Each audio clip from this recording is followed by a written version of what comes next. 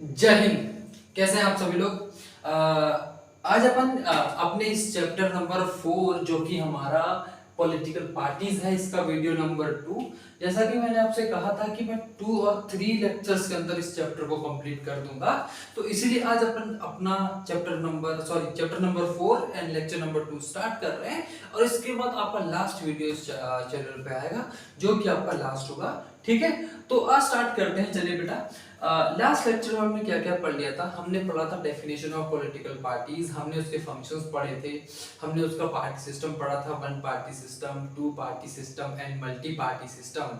और उसके बाद हमने पढ़ा था पार्टी सिस्टम इन इंडिया, जिसमें हमने पढ़ा था election commission of India, article number 324 of the Indian constitution, जो रिकॉग्नाइज करता है क्या बोलते हैं, इलेक्शन कमीशन ऑफ इंडिया को पावर करता है किसी भी पॉलिटिकल पार्टी को रिकॉग्नाइज करने के लिए एज अ नेशनल पार्टी और स्टेट पार्टी। ये हमारा प्रोविजन था, ये हमने पढ़ा था। इसके अलावा हमने अब जो पढ़ना है वो हमारा रह गया। ठीक है बेटा, तो इस चैप्टर में इस लेक्चर में हमने पढ़ना है नेशनल पार्टीज, हमने पढ़ना है स्टेट पार्टीज, हमने उसके बाद पढ़ना है सारी नेशनल पार्टीज जो कि यहाँ पर आपको दिख रही है। ठीक है बेटा, इसके लेक्चर्स के जो आपके नोट्स हैं, अगर आपको वो चाहिए तो आप मेरे टेलीग्राम चैनल पे जा सकते हैं, जिसका लिंक आपको डिस्क्रिप्शन बॉक्स में दिया हुआ है। वहां से आप मेरे साथ कनेक्ट हो सकते हैं। ठीक है बेटा, तो व्हाट इज नेशनल पार्टीज। ठीक है, क्योंकि नेशनल पार्टीज को रिकॉग्नाइज करता है इलेक्शन कमीशन ऑफ इंडिया, जिसको पावर दी गई है कहां से, आर्टिकल नंबर 324 से, जो कि कॉन्स्टिट्यूशनल बॉडी है। चलिए, अब नेशनल पार्टी क्या होगा, नेशनल पार्टी बनने के लिए क्या क्राइटेरिया चाहिए, तो उससे पहले मैं आपको अपना इंडिया का पार्लियामेंट्री सिस्टम समझा देता हूं 2 मिनट के लिए। देन आफ्टर हम इसका स्ट्रक्चर समझ लेंगे, उसके बाद आपको बहुत इजी होगा ये समझने में। तो प्लीज अटेंशन यहां पर दीजिएगा। चलिए,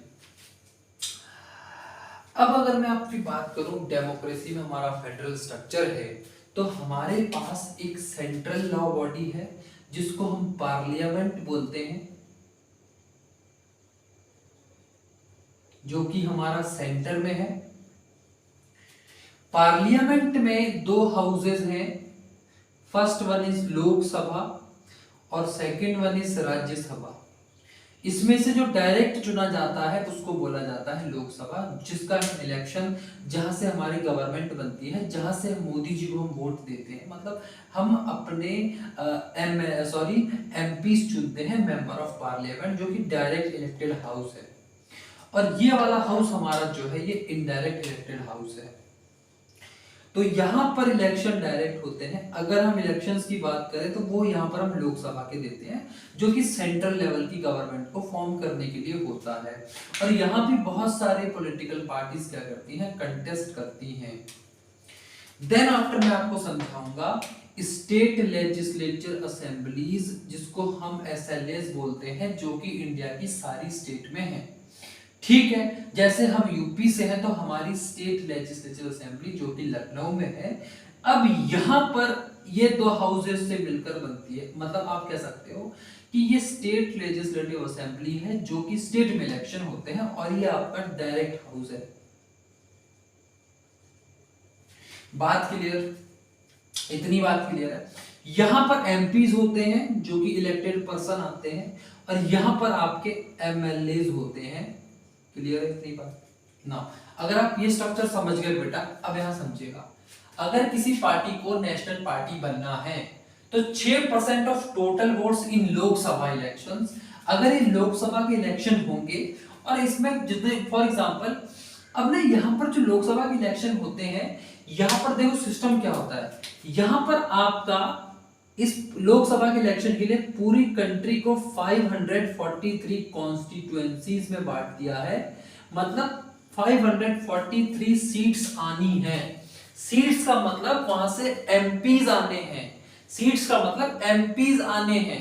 और लोकसभा में पूरी कंट्री के 18 प्लस के बंदे, 18 प्लस के जो लोग हैं, वो इलेक्शन में पार्टिसिपेट करते हैं, मतलब वो वोट देते हैं।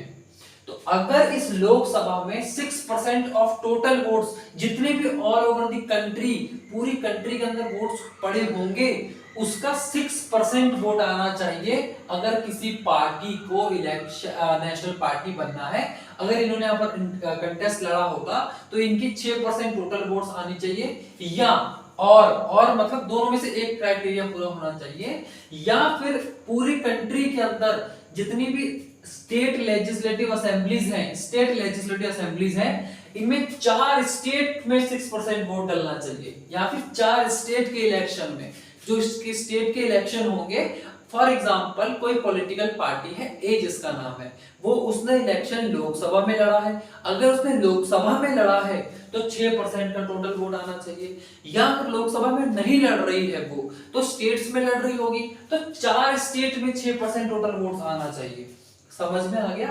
ये तो थी दोनों ऑप्शनल कंडीशन, या तो ये हो या तो ये हो, बट इसके साथ ये कंडीशन पूरी होनी चाहिए कि लोकसभा में इसके 4 सीट आने ही चाहिए, 4 सीट आने ही चाहिए। मतलब इस 543 कंस्टिट्यूएंसीज में जिसको कंट्री को बांटा हुआ है, यहां से 4 सीट एटलीस्ट नेशनल पार्टी की आनी चाहिए, किसमें? लोकसभा में। फिर उसको इलेक्शन कमीशन ऑफ इंडिया क्या रिकॉग्नाइज कर देगा कि वो आपकी आज से नेशनल पार्टी बन गई, वो आज से नेशनल पार्टी बन गई। ये क्राइटेरिया है। अब इसको ना आपसे ऑप्शन में पूछा जा सकता है कि ये क्या क्या क्राइटेरिया होते हैं। बात समझ में आई? एग्जांपल नेशनल पार्टीज के ले लेता हूं, एग्जांपल ले लेता हूं। BJP is a example of national party, Bharat Bahujan Samajwadi party is also example of national party. ठीक है, तो ये बच्चों प्लीज याद रखना, लोकसभा के इलेक्शन में 6% आना चाहिए टोटल वोट, और इसके साथ ये कंडीशन दोनों होनी चाहिए। ठीक है, ये दोनों कंपलसरी है कि 4 सीट आनी चाहिए और 6% ऑफ टोटल वोट आना चाहिए, तो आप नेशनल पार्टी होगे। या फिर इसके साथ ऑप्शनल है असेंबलीज इलेक्शन इन 4 स्टेट में इनका 6% टोटल वोट आना चाहिए, दैट इज कंपलसरी। चलो फिर हम बात करते हैं बेटा, ये एग्जांपल क्लियर है ना? स्टेट पार्टीज की अगर मैं बात करूं, अब स्टेट पार्टी का मतलब क्या हुआ कि रीजनल स्ट्रक्चर होगी, एक स्टेट तक ही लिमिटेड होगी, नेशनल लेवल तक नहीं आएगी। अगर वो स्टेट की है तो वो नेशनल लेवल की बाद में बन सकती है लोकसभा के इलेक्शन में लड़के, बट अगर एक सिंगल पर्टिकुलर स्टेट की मैं बात करता हूं तो at least 6% votes of total votes, एक स्टेट है फॉर एग्जांपल मेरा यूपी है, तो यूपी से 6% ऑफ टोटल वोट्स इलेक्शन में होना चाहिए। मतलब अगर यूपी में इलेक्शन हो रहे हैं तो इस इलेक्शन में 1000 वोट्स अगर पड़े हैं तो उसके अंदर से 60 वोट्स एटलीस्ट इस पार्टी को जाना चाहिए, उसको हम स्टेट पार्टी फिर बोलेंगे, फिर बाद में रिकॉग्नाइज करेंगे। At least 6 votes of total votes in election of legislative assemblies of concern state. Concern state का मतलब जिस स्टेट में इलेक्शन हो रहा है, कंसर्न स्टेट का मतलब उस संबंधित स्टेट, फॉर एग्जांपल यूपी है तो वो उसका कंसर्न स्टेट होगा। दूसरी कंडीशन जो कंपलसरी है, कम से कम 2 सीट्स आनी ही चाहिए। अगर मैं यूपी की स्टेट लेजिस्लेटिव की एग्जांपल लेता हूं, फॉर एग्जांपल यहां पर आपकी 400 सीट में इलेक्शन होता है, तो इस 400 की सीट में से 2 सीट्स तो इनकी कम से कम बननी ही चाहिए, और जितनी टोटल वोटिंग हुई है, टोटल वोटिंग का लगभग 6% तो आना ही चाहिए अगर आपको स्टेट पार्टी बनना है। ठीक है, स्टेट पार्टी का एग्जांपल ले लेते हैं, जनता party not Bharatiya Janata party, एक जनता पार्टी अलग है जो कि आपकी स्टेट पार्टी का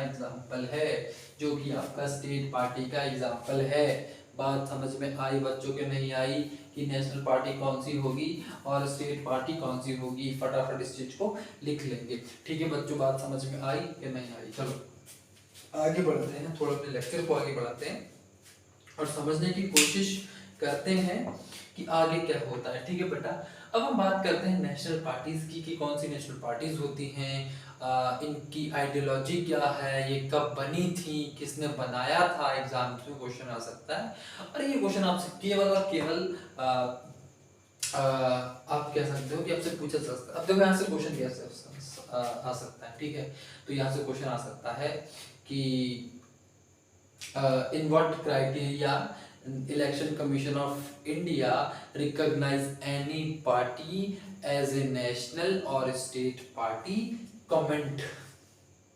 गरबे चालू हो जाएंगे तुम्हारे, तो गरबे ना चालू हो इसलिए ये कंटेंट एप्रोप्रिएट है, आप यहाँ से पढ़ के अपने सारे क्वेश्चंस कर सकते हैं। ठीक है बच्चों, चलो आगे बढ़ते हैं। अगर आपने इतनी बात मेरी आगे समझ गए हैं तो आप आगे समझने की कोशिश करेंगे। ठीक है बच्चों, चलो नाउ पार्टीज की अगर हम बात करते हैं, ठीक है, तो हम यहाँ पर आज डिस्कस जो करेंगे वो national parties, because state parties का उतना प्रोफेशन नहीं है। ठीक है, इवन अगर आप मैं थोड़ा डिस्कस कराऊंगा तो नेशनल पार्टीज हमेशा एक यूनियन या फिर सेंट्रल इशू को ज़्यादा लेकर आती हैं, और as far as state parties are concern ये थोड़ा अपना आप कह सकते हो कि रीजनल स्ट्रक्चर को दर्शाती है, वो आपके समझ से परे है अभी। ठीक है, चलो सबसे पहले हम बात करते हैं भारतीय जनता पार्टी। इसका नाम फुल फॉर्म लिखेंगे सबसे पहले, इसको क्या बोलते हैं, तो इसको बोला जाता है भारतीय जनता पार्टी। ठीक है, बीजेपी मतलब भारतीय जनता पार्टी। ठीक है, तो Bharatiya Janata party established in 1980 1980 में बनाई गई थी। ठीक है, 1980 बाय रिवाइविंग अर्स्टवाइल भारतीय जनसंघ। ठीक है, इससे पहले जनसंघ हुआ करता था जिसका नाम था Bharatiya Jana Sangh. Please remember this name, आपसे पूछ लेगा कि इसका पहले नाम क्या था, तो इसको अर्स्टवाइल का मतलब पहले का जो भारतीय जनसंघ था, इसको हटा करके इसको रिवाइव कर करके बीजेपी बनाई गई, भारतीय जनता पार्टी। और इस भारतीय जनसंघ को किसने बनाया था? श्यामा प्रसाद मुखर्जी। बेटा श्यामा प्रसाद मुखर्जी बहुत इंपॉर्टेंट हस्ती है, बहुत अच्छे आप कह सकते हो पर्सनैलिटी है इंडियन हिस्ट्री के अंदर, और आप कह सकते हो कि इनकी आइडियोलॉजीज क्या थी उसके ऊपर इसको मेंशन किया गया। ठीक है, तो भारतीय जनसंघ जो था वो किसका था? श्यामा प्रसाद मुखर्जी का था, और इसको रिवाइव कर करके 1980 के अंदर बीजेपी बनाई गई, यानी कि भारतीय जनता पार्टी बनाई गई। और अब देखते हैं भारतीय जनता पार्टी की आइडियोलॉजी क्या थी, किस बेसिक पे काम करता है। हर व्यक्ति की कोई ना कोई आइडियोलॉजी होती है, हर इंसान की कुछ ना कुछ समझ होती है, हर किसी की अपनी अपनी थिंकिंग होती है, तो हम वहां से समझ सकते हैं कि उसको आइडियोलॉजी बोलते हैं। ठीक है बेटा, तो what is ideology of BJP?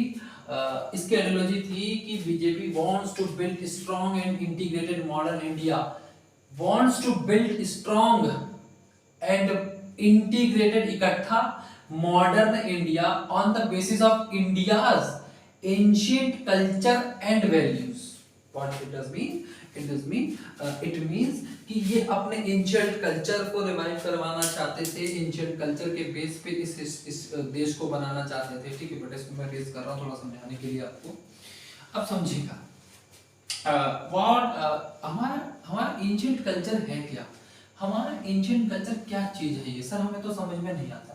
Sir आपने देखा होगा एंशिएंट इंडियन हिस्ट्री के अंदर वेदास हमने पढ़े थे, और जब हमने वेदास पढ़ा होगा तो हमने जाहिर सी बात है यहाँ पर ऋग्वेद, ठीक है, ऋग्वेद पढ़ा होगा आपने, यजुर्वेद पढ़ा होगा आपने, अथर्ववेद पढ़ा होगा आपने। ठीक है, तो आपने जब वेदास पढ़े होंगे तो आज की डेट के अंदर आप देखोगे इतना ज्यादा एम्फेसाइज किया जाता है कि वेदों की ओर लौटो, वेदों की ओर लौटो। तो बेटा व्हाट डज मीन कि हमें ये कहा जाता है कि हमें अपना कल्चर नहीं भूलना चाहिए, जो हमारा इक्वलिटी पर बेस था। ठीक है, जो हमारा आप ये कह सकते हो कि जो हिंदुत्व को प्रमोट करता था। ठीक है, तो ये एंशिएंट कल्चर है, that is why they want to build strong and integrated modern India on the basis of India's ancient culture and value, जो हमें वैल्यूज दी हुई थी। ठीक है, thought of this political party is based on Deen Dayal Upadhyay idea. पता है ये पर्सनालिटी है, ठीक है, Deen Dayal Upadhyaya ideas of integrated humanism and Antyodaya. बेटा ये चीज याद रखना, अंत्योदय इस चीज का मतलब ये हुआ कि जो हमारा डेवलपमेंट है, ठीक है, जो हमारा डेवलपमेंट है या फिर जो भी हमारा विकास है, ठीक है, जो भी हमारे रिसोर्स हैं, ठीक है, जो भी हमारा विकास है, जो भी हमारे रिसोर्स हैं, ये उस बंदे तक पहुंचना चाहिए जो समाज में बिल्कुल नीचे बैठा हुआ है, जो कहां पर बैठा हुआ है? अंत पर बैठा हुआ है। इसलिए बेटा ये अंत्योदय का कॉन्सेप्ट आपका आया हुआ है, अंत्योदय का कॉन्सेप्ट आपका आया हुआ है, मतलब समाज में उस व्यक्ति का आपको विकास करना है, उसका डेवलपमेंट करना है जिसकी पहुंच नहीं हो पाती। ये चीज याद रखना प्लीज, आपसे यहाँ से क्वेश्चन पूछ देगा। when was BJP formed? ठीक है, तो BJP formed and what is the ideology what is the ideology of BJP, please remember, ये आपसे क्वेश्चन पूछा जा सकता है। ठीक है, प्लीज पे प्रैक्टिस कर लीजिएगा, प्लीज पे प्रैक्टिस कर लीजिएगा मैं जो आपसे कह रहा हूँ। ठीक है, आराम से आपको प्रैक्टिस करनी है और समझना सोचना है। ठीक है बेटा, प्लीज इस कंटेंट को आप रखिए अपने पास और यहाँ से आप प्रैक्टिस कर सकते हैं। ठीक है ना, अगर आप नेक्स्ट पॉलिटिकल पार्टीज की बात, नेक्स्ट पॉलिटिकल पार्टी की बात करें which is also national party, and इसको आप याद रखेंगे बिकॉज बहुत इंटरेस्टिंग है। This is Indian National Congress, INC means Indian National Congress, Indian National Congress. ठीक है बेटा, इंडियन नेशनल कांग्रेस INC। इसको इसका एस्टेब्लिशमेंट कब किया गया था? 198 सॉरी बेटा ये 1885 होगा। ठीक है, 1885 इस पॉलिटिकल पार्टी को 1885 में, अब मैं आपको इसकी कहानी बताता हूँ। 1885 में क्यों बनाया गया था? क्योंकि हमारे भारत की हिस्ट्री में 1857 में एक रिवोल्ट हुआ था। 1857 के अंदर जो रिवोल्ट हुआ था, अब इसमें इंडियंस को बहुत आप कह सकते हो कि ब्रिटिश गवर्नमेंट के अगेंस्ट लड़े थे। दैट इज व्हाई इंडियंस को शांत करवाने के लिए गवर्नर जनरल डफरिन के द्वारा एक थॉट प्रोसेस रखी गई, जिसके बाद 1885 में एओ ह्यूम जो कि उन्हीं का बंदा था, उसने इसको क्या कर दिया, पॉलिटिकल पार्टी को बना दिया। अब ये नहीं कि बंदा इसलिए बनाया गया था कि क्या बोलते हैं इसमें इसका कोई हित नहीं था बेटा, इसको as a safety valve use किया गया है। इस formation of Indian National Congress का formation as a safety valve use किया गया है, प्लीज याद रखिएगा। ठीक है, as a safety valve use किया गया बिकॉज इट सेव कर रहा था किसको, ब्रिटिश एडमिनिस्ट्रेशन को। ठीक है, तो establish in 1885 by AO Hume. इसकी आइडियोलॉजी क्या है? इसकी आइडियोलॉजी है मॉडर्न इंडिया बनाना। ठीक है, इस समय की आइडियोलॉजी अभी पॉलिटिकल पार्टी 1947 के बाद बनी। इसका बहुत सारा रोल था आपका इंडियन नेशनल मूवमेंट के अंदर। ठीक है, इंडियन नेशनल मूवमेंट के अंदर भी इसका बहुत बड़ा रोल है। इसकी आइडियोलॉजी क्या है? मॉडर्न। सेकुलर का मतलब बेटा ये होता है, यहाँ पर कोई रिलीजन को सपोर्ट नहीं करेगी। किसको नहीं करेगी? रिलीजन को सपोर्ट नहीं करेगी, किसी रिलीजन पर बायस्ड नहीं होगी, अनबायस्ड होकर काम करेगी। ठीक है, और डेमोक्रेटिक इंडिया, एक ऐसा भारत जहाँ पे कोई भी रूलर क्या ना हो, हेरिडिटरी ना हो, या फिर कोई राजा का बेटा राजा ना बने। यहाँ पर जो भी आपके पावर गेन करेंगे वो इलेक्शन से गेन करेंगे, वो इसकी आइडियोलॉजी थी। ठीक है, अगली ideology secularism and welfare of weaker section and minorities. मतलब क्या था कि समाज में जो पिछले लोग हैं, जो वीकर सेक्शन के लोग हैं, जो माइनॉरिटीज हैं, मतलब जो नंबर में कम हैं, ठीक है, जो वीकर सेक्शन है, इसका क्या करना है? इसको वेलफेयर करना है। क्या करना है? इसका वेलफेयर करना है। वेलफेयर का मतलब होता है उद्धार करना है, उद्धार का मतलब अच्छा करना है। ठीक है, मतलब इनका डेवलपमेंट कराना है, कुल मिला के कहना ये चाह रहा है। ठीक है बेटा, नाउ इतना समझ में आ गया। इसका क्वेश्चन पूछा हुआ है, ठीक है, इसको प्रिपेयर कर लीजिएगा, इतना आप प्रिपेयर कर सकते हैं। और आपको नोट्स मैंने दिए हुए हैं, अगर आप नहीं लिए हैं नोट्स आप, तो मेरे टेलीग्राम डिस्क्रिप्शन में लिंक है, वहां से आप सीधा मेरे टेलीग्राम से जुड़ सकते हैं। बच्चों, बात समझ में आ गई कि नहीं आ गई? सर मैं समझ गया, ये कहा ना आपने, वेरी गुड। चलो, तो यहाँ ये बात आपको समझ में आती है कि मैंने आपको बीजेपी का बारे में समझाया, मैंने आपको INC मतलब इंडियन नेशनल कांग्रेस के बारे में समझाया, जो कि 1985 में आ गई थी। हाँ, थोड़ा मैं फास्ट जा रहा हूँ, बच्चों को प्रॉब्लम हो रही होगी, बिकॉज आप लोग यही चाहते हैं कि जल्दी जल्दी से लेक्चर खत्म हो। ठीक है, मैं समझ गया था। Now AITC what it does mean? All India Trinamool Congress. ठीक है, ऑल इंडिया तृणमूल कांग्रेस, यह लिख लीजिएगा कॉपी में, all India Trinamool Congress, all India Trinamool Congress. इसका एस्टेब्लिशमेंट कब हुआ था? 1 जनवरी 1988। ठीक है, 1 जनवरी 1998 सॉरी 1 जनवरी 1998 बाय मतलब under the leadership of Mamata Banerjee, जिसको हम दीदी भी बोलते हैं। क्या बोलते हैं? दीदी भी बोलते हैं। इसका एस्टेब्लिशमेंट कब हुआ था? 1 जनवरी 1998 के अंदर under the leadership of Mamata Banerjee. और ये कहाँ की पॉलिटिकल पार्टी है आप बता सकते हैं? इसका मतलब ये पहले स्टेट पार्टी रही होगी, देन आफ्टर ये नेशनल पार्टी बनी होगी। ठीक है, इसका क्या है? कमिटेड टू सेकुलरिज्म, मतलब जिसका रिलीजन से कोई वास्ता ना हो, एंड फेडरलिज्म।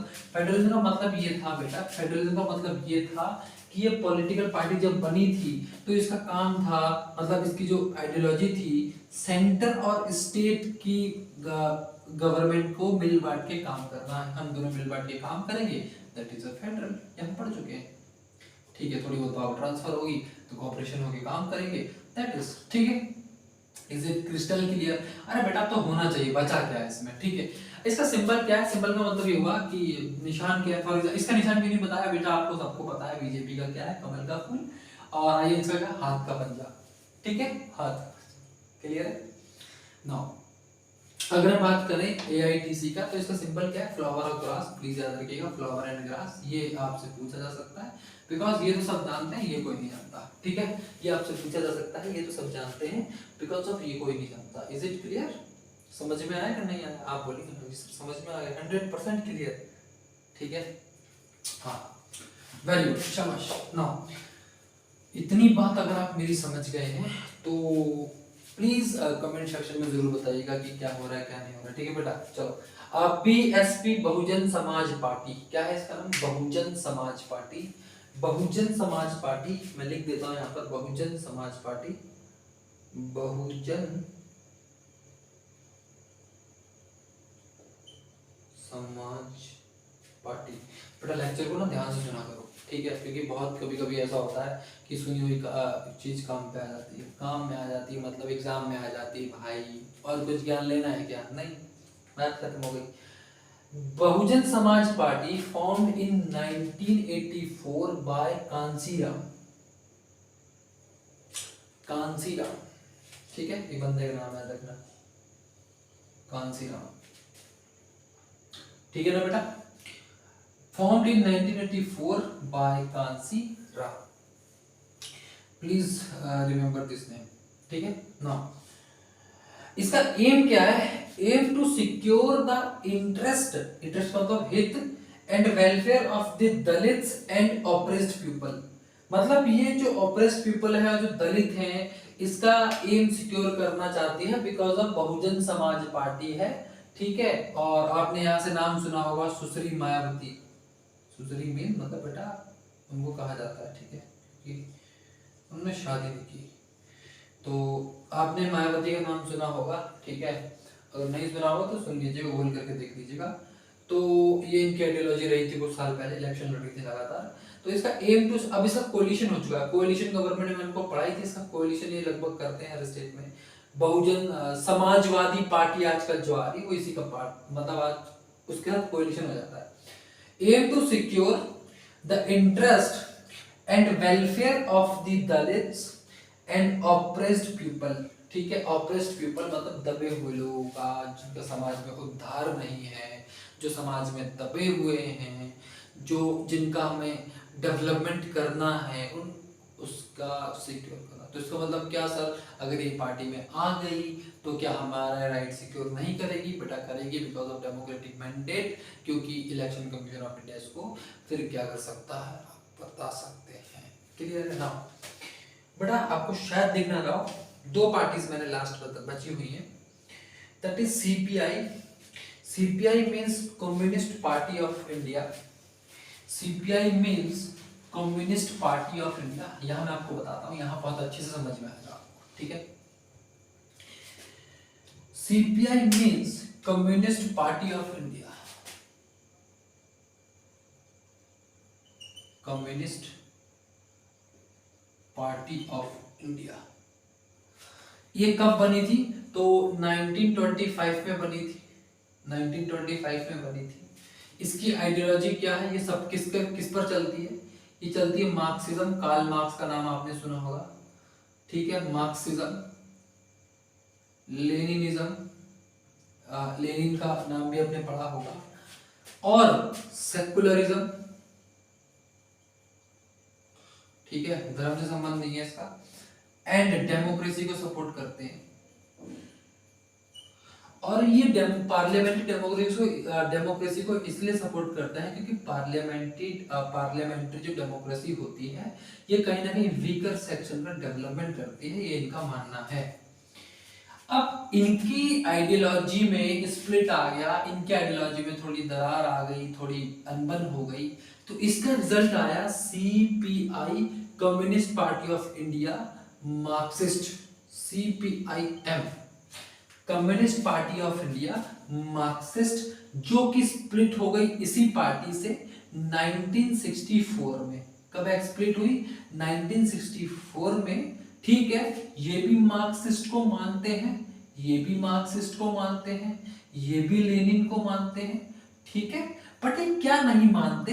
तो ये कम्युनलिज्म को नहीं मानते। कम्युनलिज्म का मतलब ये हुआ, आएगा एक दिन आएगा जिस दिन सारे मजदूर इकट्ठा होंगे और अपने गवर्नमेंट के सामने अपोज कर देंगे। ठीक है, पूरा समाज इक्वलिटी पर चलेगा, कोई गवर्नमेंट नहीं होगी। दैट इज आप कम्युनिस्ट थॉट्स होते हैं। ठीक है, जो आपको नक्सलिज्म को बढ़ावा दिया हुआ है इंडिया के अंदर, ये इसके थॉट होते हैं। तो ये कम्युनलिज्म को सपोर्ट नहीं करती और इसकी आइडियोलॉजी यहाँ से अलग है। 1964 के अंदर ये आपके केरला वाले रीजन में एग्जिस्ट आज भी करती है। प्लीज याद रखिएगा। ठीक है, प्लीज याद रखिएगा। बात समझ में आ गई कि नहीं आ गई? लास्ट एक पॉलिटिकल पार्टी बच जाती है, national Congress party. Indian National Congress नहीं, नेशनल कांग्रेस पार्टी। ठीक है, नेशनल कांग्रेस पार्टी ये गांधीयन फिलॉसफी पे चलती है, गांधीयन आइडियोलॉजी पर चलती है। 1919 में बनी थी ये वाली पॉलिटिकल पार्टी, 1919 में बनी थी और गांधीयन आइडियोलॉजी पर चलने वाली ये आपकी पॉलिटिकल पार्टी है। गांधीयन आइडियोलॉजी पर चलने वाली आपकी पॉलिटिकल पार्टी है। गांधीयन आइडियोलॉजी का means grass root of democracy चाहिए। क्या चाहिए बेटा? Grass root of democracy. मतलब क्या हुआ?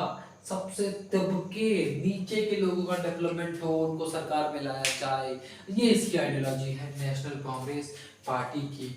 थैंक यू सो मच बच्चों, अगर आप यहाँ तक मुझसे जुड़े रहते हैं तो थैंक यू सो मच। हमने इस तरह से नेशनल पार्टीज को पूरा कंप्लीट कर लिया है। इसके बाद हम जो करेंगे वो हम करेंगे स्टेट पार्टीज, और उसके बाद हम थोड़ा सा कॉन्सेप्ट और है मैं आपको समझा दूंगा। ये अगर आपको समझ में आ गया होगा तो थैंक यू सो मच। बहुत अच्छे से आप जुड़े रहे मेरे साथ। ठीक है, बीजेपी की आइडियोलॉजी में आपको एक दो आइडियोलॉजी और होंगी कि इसका सपना था कि मर्ज कर दे किसको, जम्मू एंड कश्मीर को, वो भी इसकी एस्पिरेशन थी। और आप कह सकते हो कि ये UCC मतलब यूनिफॉर्म सिविल कोड, मतलब सभी धर्मों के लिए एक जैसा लॉ हो, ये भी चाहते थे। किसकी आइडियोलॉजी थी? बीजेपी की। अगर आप मेंशन करना चाहते हैं तो you are very welcome to mention, क्योंकि आपको कोई रोक नहीं रहा है, आप मेंशन करके इसको लिख सकते हैं। थैंक यू सो मच बच्चा फॉर जॉइनिंग माय क्लास। अगर आप टेलीग्राम से नहीं जुड़े हैं तो मेरे टेलीग्राम चैनल से जुड़ सकते हैं। Thank you so much.